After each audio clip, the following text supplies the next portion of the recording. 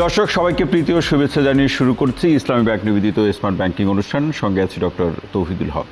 দর্শক, ব্যবসা বাণিজ্যের যে উদ্যোগ এবং এটি সম্প্রসারণ করা এবং প্রতিটি প্রোডাক্ট অথবা ব্যবসা প্রতিষ্ঠানের একটি নির্দিষ্ট টার্গেট পিপল থাকে, তাদের কাছে মার্কেটিংয়ের যে কৌশলগুলো থাকে সেটি আন্তর্জাতিক কিছু কৌশল বা পরিসর রয়েছে। প্রতিটি দেশের যে ব্যবসা বাণিজ্যের যে পরিধি এবং যারা টার্গেট পিপল বা লক্ষ্যভুক্ত জনগোষ্ঠী যারা, তাদের জীবনাচরণ এবং তাদের আয় ব্যয়ের যে প্রবাহ, সেই ব্যাপারগুলোকে নানাভাবে পরিমাপ করে সেই কৌশলগুলো নির্ধারণ করা হয় এবং নানাভাবে এক একটি প্রতিষ্ঠান, ব্যবসায়িক প্রতিষ্ঠান সেটি তার মতো করে চর্চা করে থাকেন। এই চর্চার সূত্র ধরে নতুন উদ্যোগ গ্রহণ করা, পূর্বের গৃহীত উদ্যোগকে নানাভাবে পরিবর্তন, সংশোধন, পরিবর্জন করা এবং এর মাধ্যমে আসলে ব্যবসা বাণিজ্যের সম্প্রসারণের জায়গাটি তৈরি হয়।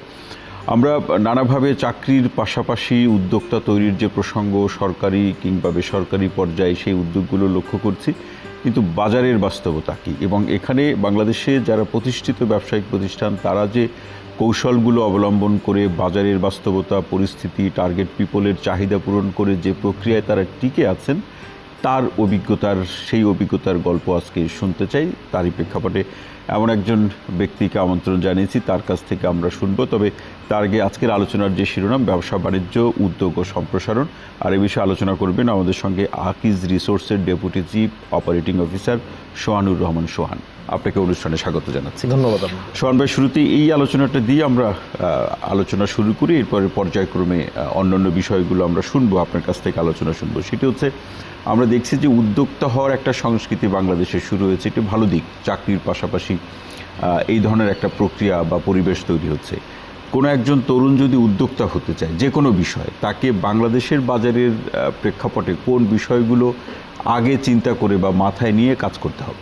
প্রথম জিনিস হচ্ছে, উদ্যোক্তা অনেক নিজের একটা আত্মবিশ্বাসের বিষয় সবার আগে, আমি যেটা মনে করি। আর উদ্যোক্তা অনেকেই হচ্ছে যত তাড়াতাড়ি এবং তত তাড়াতাড়ি আবার হারিয়েও যাচ্ছে। তো ধৈর্য থাকাটা সবচেয়ে বেশি ইম্পর্ট্যান্ট একটা উদ্যোক্তার জন্য, আমার কাছে যেটা মনে হয়। এবং লেগে থাকার যে প্রবণতাটা, আপনার আজকে প্রফিট হয়নি, কালকে প্রফিট হবে।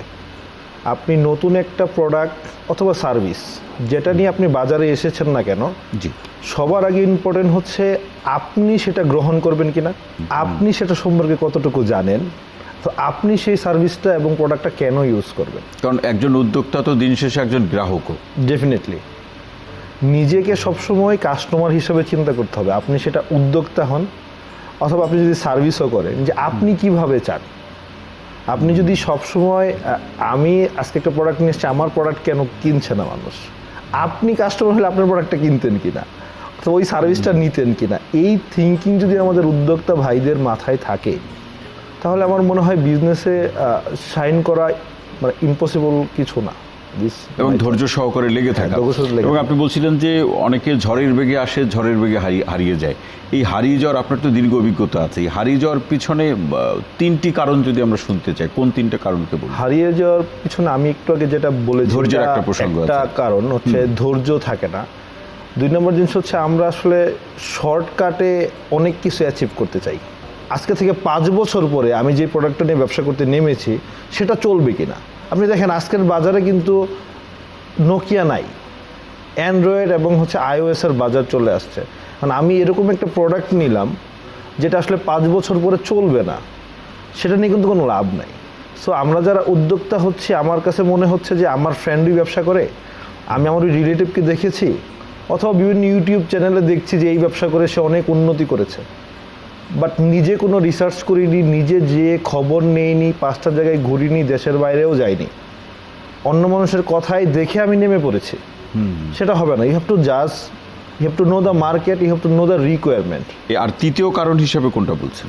তৃতীয় কারণ হচ্ছে যে টোটাল যে কানেক্টিভিটি বিজনেসের, সোর্সিং থেকে শুরু করে প্রোডাক্ট ডেলিভারি পর্যন্ত, এই কানেকশনটা না সবাই মিলাতে পারে না। মানে কেউ হয়তো সোর্সিং খুব জটিল, থিঙ্কিংটা করতে হবে যে আমি কোন পোর্শনটাতে আমার এক্সপিরিয়েন্স কম আছে।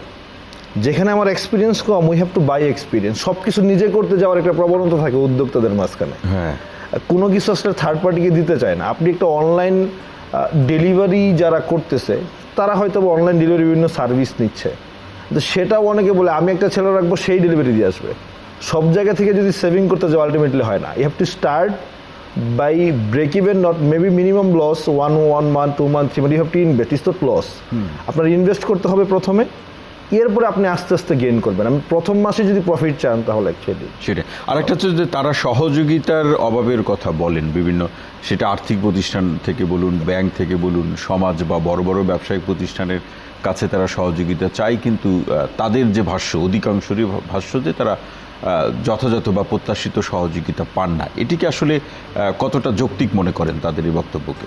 আপনি আপনার যে বিজনেস মডেল, আমরা দেখেছি একটা প্রোগ্রাম শার্ক ট্যাঙ্ক, ওরা ইয়ং এন্টারপ্রেনারদেরকে বিভিন্নভাবে ফান্ডিং করছে। এখন আপনি আপনার বিজনেস আইডিয়াটাকে সেল করতে পেরেছেন কিনা, কতটুকু ইফেক্টিভলি আপনি চেষ্টা করেছেন কিনা। একটা বিজনেস করতে কত টাকা লাগে?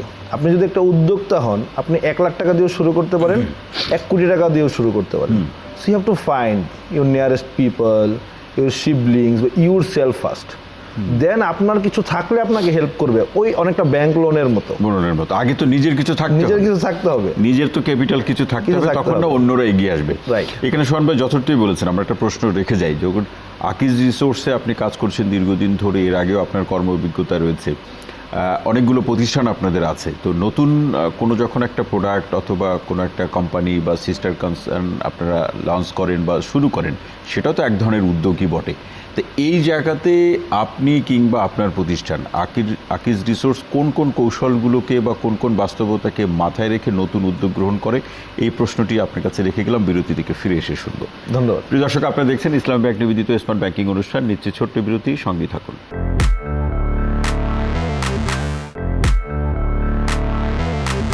প্রিয় দর্শক, বিরতির পর আরও একবার স্বাগত জানাচ্ছি ইসলামী ব্যাংক নিবেদিত স্মার্ট ব্যাংকিং অনুষ্ঠানের। সঙ্গে আছে ডক্টর তৌহিদুল হক। যে বিষয়টি নিয়ে আজকে সম্মানিত আলোচক সোহানুর রহমান সোহান ভাইয়ের সাথে আলোচনা, ব্যবসা বাণিজ্য, উদ্যোগ ও সম্প্রসারণ।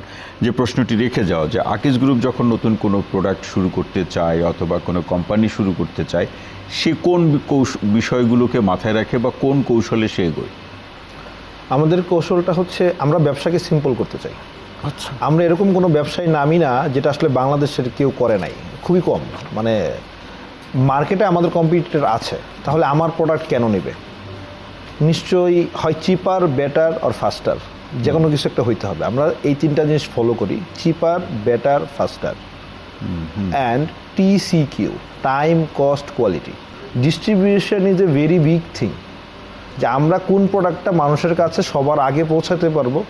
Akij has a legacy, Akij resource, Akij group থেকে বের হওয়া একটা বিশাল গ্রুপ। সেখানে আমাদের 80 বছরের লিগেসি আছে বাংলাদেশে, এবং আমাদের সিমেন্ট, ইস্পাত, যেই পুরনো প্রোডাক্টগুলো, আমাদের সারা বাংলাদেশের ডিস্ট্রিবিউশন নেটওয়ার্ক আছে। তখন আমরা সবসময় চিন্তা করি নতুন ব্যবসার ক্ষেত্রে ব্যাকওয়ার্ড লিঙ্কেজ কি আছে। যেমন আমার সিমেন্ট আছে, আমার রড আছে, আমার রেডিমিক্স আছে। তখন আমরা যদি চিন্তা করি যে না, একটা বিল্ডিং তার কি লাগে, তার লাইট লাগে, ফ্যান লাগে, সুইচ সকেট লাগে, সেটাও যদি আমি একটা করি, তাহলে তো আমি কিছু রিপিট কাস্টমার পেলাম, যে আমার আকিজের সিমেন্ট কিনতে, সে বলছে আকিজের লাইটও আছে, ওকে আমাকে একটা দাও। মানে একটা প্যাকেজের মতো, একটা বাস্কেটের মতো করে। যেমন আমরা যখন প্রথম আপনার কমোডিটি বিজনেসে আসলাম, আমাদের চাল ছিল, আটা ময়দা ছিল, সুজি ছিল। তো এটার রেকর্ড লিঙ্কে যে বাস্কেট করার জন্য কিন্তু আমরা সরিষার তেলটা এখানে নিয়ে আসছি, আমরা মশলা এখানে নিয়ে আসতেছি। মানে একটা মানুষ বাজারে একটা দোকানে গিয়ে কি চাবে, চাল ডালের সাথে আর কি চাবে? সে নিশ্চয়ই অন্য একটা জিনিস কেনার জন্য আরেক দোকানে যাবে না। মানে চাল ডালের সাথে আর কি যায় সেগুলোকেও বাজারে নিয়ে এসেছেন। এবং আরেকটি ব্যাপার হচ্ছে যে আকিজ রিসোর্সের যে প্রতিষ্ঠানগুলো পরিবেশ বান্ধব, কতটা নিরাপদ, এবং একটা কোনো অর্জনের প্রসঙ্গগুলো নিয়ে আলোচনা আছে। আমরা জানি যে আপনারা একটা অ্যাওয়ার্ডও পেয়েছেন, কিন্তু ফ্যাক্টরিগুলোর পরিবেশ নিয়ে একটু শুনতে চাই, যে এর সাথে তো যারা কর্মী আছেন বা কর্মী বা কর্মকর্তা যেভাবে আমরা বলি যে কাজ করছেন, তাদের নিরাপত্তার প্রসঙ্গ জড়িত এবং পরিবেশের ভারসাম্য বিষয়টি জড়িত। এই বিষয়ে কি বলবেন? আমরা যেটা করেছি, আমাদের আকিজ রিসোর্সের যতগুলো অঙ্গ প্রতিষ্ঠান আছে, আমাদের ওয়ার্কারদের জন্য আমাদের প্রতিটা ফ্যাক্টরিতে মেডিকেল ফেসিলিটি আছে, আমাদের ডক্টর থাকে এখানে, ওয়েলফেয়ার আমাদের আছে, এবং আমরা অ্যাম্বুলেন্স রাখার চেষ্টা করি যদি বাই চান্স ওয়ার্কিং করতে গেলেও কোনো ধরনের কোনো অ্যাক্সিডেন্ট ঘটে। প্লাস পরিবেশের জন্য আমরা যেটা করি, আমরা অপারেশন এক্সিলেন্স নিয়ে কাজ করতেছি আমাদের ইন্ডাস্ট্রিতে, আমাদের ফ্যাক্টরিগুলোতে, যেখানে আমরা ইলেকট্রিসিটি কনজাম্পশন কীভাবে কমে নিয়ে আসা যায়, কীভাবে বৃষ্টির পানিটা ইউজ করা যায়। আমরা বৃষ্টির পানির রিজার্ভার সেট করেছি, আমরা আমাদের মোটরগুলোতে বিএফডি লাগিয়েছি যাতে আমাদের ইলেকট্রিসিটি কনজাম্পশন কমে। আমরা সোলার সিস্টেমে গিয়েছি, জেনারেলিস্টিক কিছু হচ্ছে আপনার করা, যেটা আসলে সবাই জানে, যেমন সোলার লাগাবে, বৃষ্টির পানি হারভেস্ট করবে। এগুলোর পাশাপাশি আমরা যেটা করতেছি যে আমরা আমাদের ডিভাইসগুলোকে ইকো ফ্রেন্ডলি করার চেষ্টা করতেছি।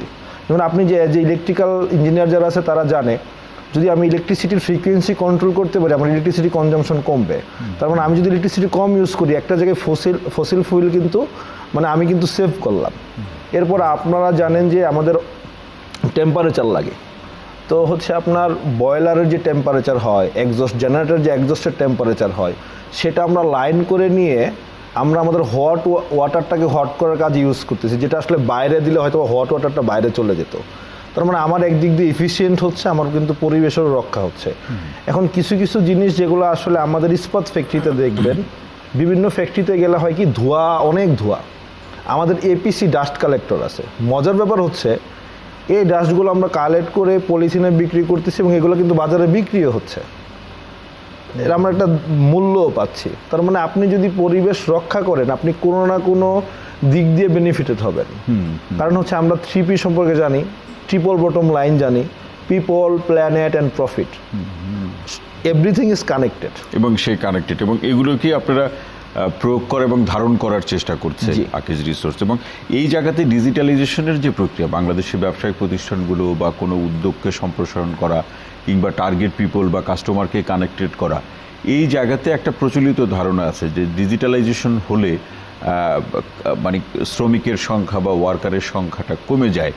দুইটা বিষয় শুনতে চাই, আকিজ রিসোর্সের ক্ষেত্রে এটা কি হয়েছে, অভিজ্ঞতা কি, পাশাপাশি বাংলাদেশের বাস্তবতায় যদি বলেন কি দেখতে পান, আসলে কি কমে যায় কিনা শ্রমিকের সংখ্যা বা কাজের সুযোগটা কমে যায় কিনা, এই প্রশ্নগুলো আপনার কাছে রেখে গেলাম। বিরতি থেকে ফিরে এসে শুনবো। প্রিয় দর্শক, আপনারা দেখছেন ইসলাম ব্যাংক নিবেদিত স্মার্ট ব্যাংকিং অনুষ্ঠান। নিচ্ছি আরও একটি বিরতি, সঙ্গেই থাকুন।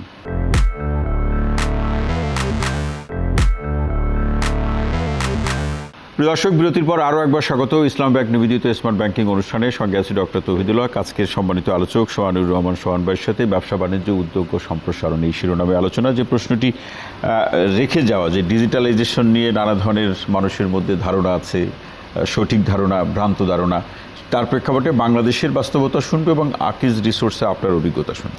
ডিজিটালাইজেশনকে অনেকভাবে ব্যাখ্যা করা যায়। কেউ বলতেছে ডিজিটালাইজেশন, কেউ বলতেছে ইনোভেশন, এবং অনেকে বলতেছে এগুলো আসলে ম্যান পাওয়ার রিডাকশনের একটা প্রক্রিয়া অথবা প্রসেস। এই ধারণাটাই বেশি প্রচলিত। আমরা যেটা আসলে করতেছি, আসলে আমাদের এখানে ম্যান পাওয়ার আমরা কমতেছে, বাট তাকে চাকরি থেকে চ্যুত করতে হচ্ছে না আমাদের, কারণ আমরা আকিজ রিসোর্স অনেক বেশি এক্সপানশনে যাচ্ছি। যেমন আমি যখন জয়েন করি 2023-এ, আকিজ সিমেন্টের ম্যান পাওয়ার ছিল 914 মতো। তো সেইখানে আমরা কিছু হচ্ছে অটোমেশন করেছি, কিছু আপনার হচ্ছে কিছু সেন্ট্রাল কন্ট্রোল রুমের কনসেপ্ট, আমাদের একটা কন্ট্রোল রুম থেকে পুরো ফ্যাক্টরিটা চালানো যায়। তো যেই ম্যান পাওয়ারগুলা আমাদের ছিল, যাদেরকে আমাদের লাগতো না, আমরা পাশে একটা ফিড মিল করেছি, ওদেরকে আমরা ওইখানে ট্রান্সফার করতেছি। আমরা আমাদের প্ল্যান্ট হেডদেরকে বলেছি you have to optimize your process, তোমার লোককে আমরা কই ইউজ করবি এটা আমাদের ব্যাপার। কারণ আমরা তো জানি আমার হাতে আরও 4টা ফ্যাক্টরি হচ্ছে, এবং নতুন ফ্যাক্টরিগুলোর ক্ষেত্রে আমরা এরকমভাবে মেশিনারি নিচ্ছি যেন অটোমেটেড আমার প্রোডাকশন প্রসেসটা হয়। যেমন আমার ফ্লাওয়ার মিলে কিন্তু 4 জন লোক আছে পুরো মিল বিল্ডিংয়ে, ওইভাবে গুরুত্ব দিচ্ছি যেন আমাদের মেশিনারিজের ডিজাইনগুলো যেরকম হবে, আমরা যেভাবে অটোমেশন করব যেন আমরা অটোমেটিকলি মেশিনগুলো চালাইতে পারি। যেমন আপনি যদি শোনেন যে আপনি যে আটাটা খাচ্ছেন সেটা মানুষের হাতের স্পর্শ ছাড়াই তৈরি হচ্ছে, আপনি কিন্তু একটা আলাদা স্ট্রেংথ পাবেন, কারণ এটা একটা নিউট্রিশিয়াস একটা ব্যাপার স্যাপার আছে এখানে। সো এইভাবে আমরা চেষ্টা করতেছি। সো ম্যান পাওয়ার রিডাকশন অথবা বাদ দেওয়া এরকম কোনো কিছু যদি ডিজিটালাইজেশন হইতো তাহলে তো নতুন কোনো ইনোভেশন হইতো না। কিন্তু বাংলাদেশের সামগ্রিকভাবে, এটা তো আকিজ রিসোর্সের কথা বললেন, সামগ্রিকভাবে কি মনে হয় এই জায়গাতে ম্যান পাওয়ার রিডাকশন বা কাজের সুযোগটা কি কমে যাচ্ছে?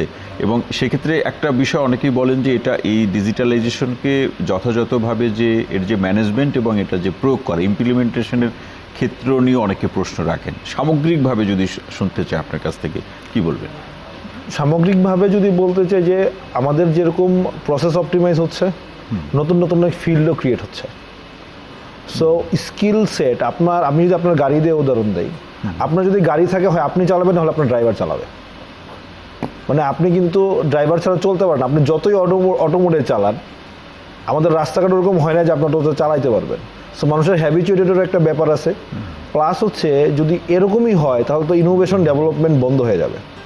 So you have to focus on different thing. নতুন নতুন শিল্প উদ্যোক্তা আছে, বিভিন্ন শিল্প কারখানা হচ্ছে।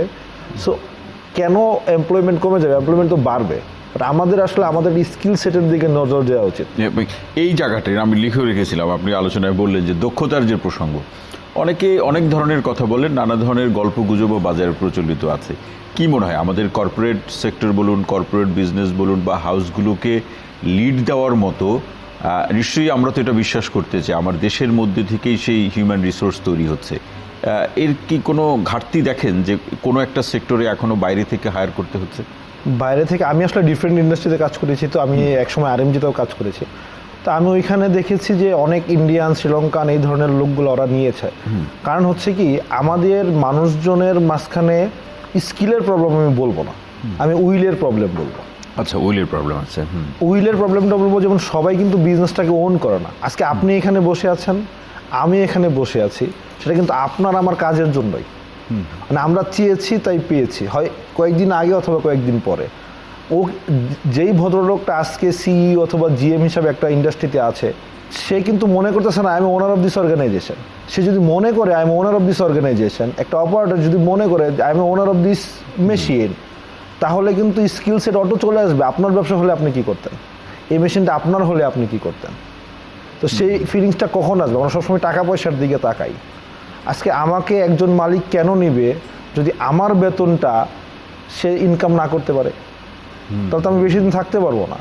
সবসময় আমরা নিজের বেনিফিটটা বেশি চিন্তা করি, অ্যাজ ওয়েল এস ওই যে উদ্যোক্তার মতো যেটা বললাম, যে মালিকের বেনিফিট অথবা যেখানে আমি কাজ করতেছি তার বেনিফিট না হলে সে আমাকে কিভাবে পে করবে।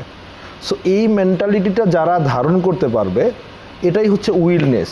স্কিল চলে আসে, আপনি অ্যাটিটিউড চেঞ্জ করতে পারবেন না। এবং সেক্ষেত্রে রাষ্ট্রীয় পর্যায় থেকে যে ধরনের ব্যবসা বাণিজ্য সম্প্রসারণের জন্য যে ধরনের পলিসি বলুন অথবা যে ধরনের ডিসিশন বলুন যেগুলো আছে, বা ব্যাংকগুলোর পক্ষ থেকেও যে সহযোগিতাগুলো আছে, সেটি একটি দেশের ব্যবসা বাণিজ্যকে একটি কাঙ্ক্ষিত জায়গায় পৌঁছানোর জন্য কি যথেষ্ট আমাদের দেশে?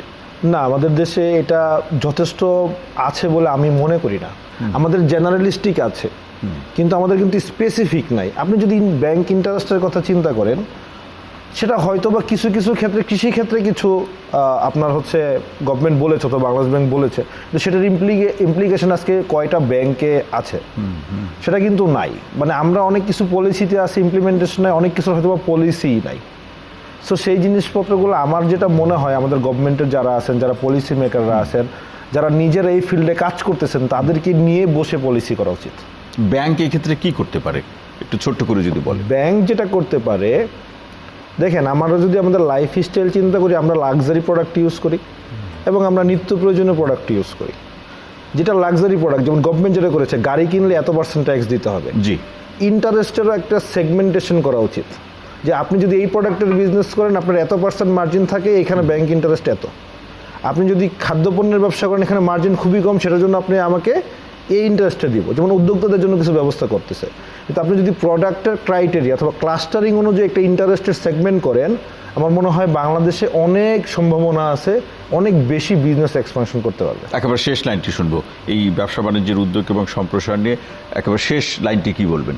আমাদের দেশকে আমরা অনেক ভালোবাসি, এবং আমাদের সবার নিজেকে ভালোবাসা উচিত এবং নিজের রেসপন্সিবিলিটিটাকে ভালোবাসা উচিত। আপনি যদি নিজেকে ভালোবাসেন, নিজের রেসপন্সিবিলিটিকে ভালোবাসেন, আপনি অটোমেটিকলি আপনার সফলতার শিখরে পৌঁছে যাবেন। এবং এটাই দেশপ্রেম, এটাই দেশপ্রেম। অসংখ্য ধন্যবাদ সোহানুর রহমান সোহান ভাই, আজকের আলোচনা আমাদের সময় দেওয়ার জন্য আপনাকে অসংখ্য ধন্যবাদ। প্রিয় দর্শক, আজকের মতো ইসলাম ব্যাংক নিবেদিত স্মার্ট ব্যাংকিং অনুষ্ঠানটি এখানে শেষ করছি। সবাই ভালো থাকুন, সুস্থ থাকুন, নিরাপদে থাকুন। সঙ্গে থাকার জন্য অসংখ্য ধন্যবাদ।